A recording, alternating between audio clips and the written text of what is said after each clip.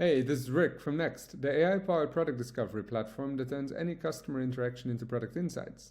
Teams use Next to identify insights in large amounts of qualitative data, such as research, pre-sales, or post-sales calls, and make these insights accessible at scale for their entire organization so that product teams can make more informed decisions based on real customer evidence.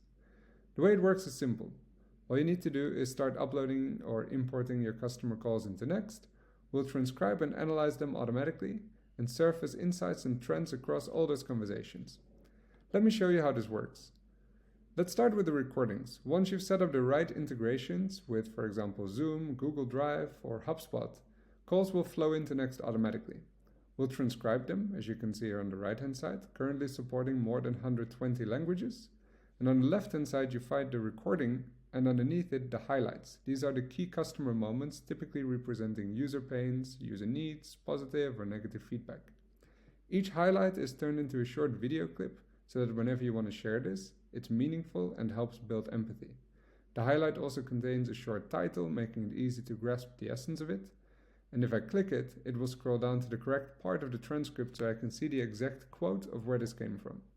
If I want to see how the highlight is placed into the context of the entire conversation, I can expand it, and then I can read up on the context of the highlight, so that I don't lose out on any important detail.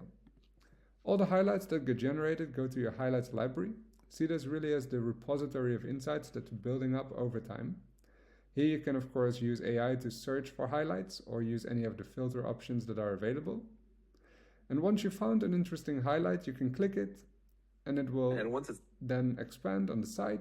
You can read up on it, watch back the video clip, or share this with anyone from here. Then, at the moment the AI has generated a number of these highlights, we will start to identify patterns in your research.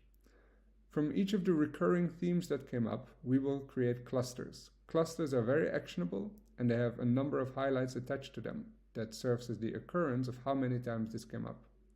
For example, if we have here the cluster of easy sharing and collaboration features, we can see it come up 15 times, and if we want to know more, we can actually dig into each of the highlights individually to figure out how it came up and how it was mentioned exactly.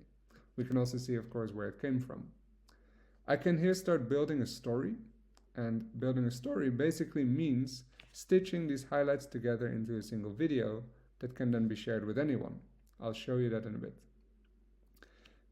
Clusters are a great way of looking at your data from a higher level perspective.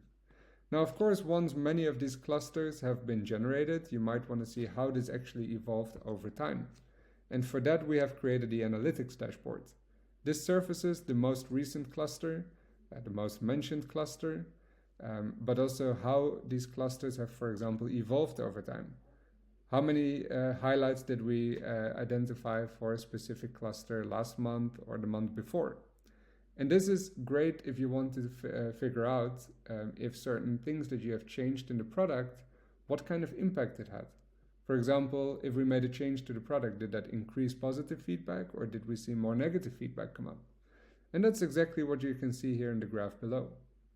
Finally, if you overlay data from HubSpot or Salesforce, you can also give a financial revenue value or potential revenue value to the insights, and with that also to the clusters. So that would be yet another way of giving a sense of importance to insights. For example, if we don't solve certain pain points, how much revenue would we put at risk with that? And that's exactly what you can see here. As soon as you've set up the integrations, all of that will happen in the background. The dashboard is great if you don't exactly know what you're looking for, but you want to see what's occurring and what's emerging, essentially, in all the calls. If you do know exactly what you're looking for, threads are a great place to start. This is a much more interactive way of engaging with your insights. You can quite literally ask it questions on your insights by starting to type, ranging from asking it to summarize to asking it for specific details on features that you've done research into. If you don't feel like typing, you can use any of the templates, which are completely customizable. And these combine a good prompt with a focus. The prompt is, of course, the instruction that you give to the AI. The focus, on the other hand, is determining what the AI does and does not focus on. So you can actually filter highlights beforehand. You can give it directions. For example, should it only consider highlights from the last month or the last couple of months? and that the more precise the focus is, the better the results typically will be. Then finally, at the bottom, you see here, now that it's done generating, you see the highlights where this came from. So these highlights are essentially the evidence behind the response. In Next, you'll never see AI-generated content without the evidence and a link back to the raw data. So you can always watch these back if you like, to really make up your own mind about whether the content the AI generated makes sense or not, and how you want to share this and position it. And then if you're happy with it, you can share this with people. And if you do, you don't just share this as text, but you actually share the video clips that are then stitched together into a single video. We call this again a story. And then you can share this as a link. You can embed it into Slack, send it to Slack automatically, or to Jira, Linear, or GitHub.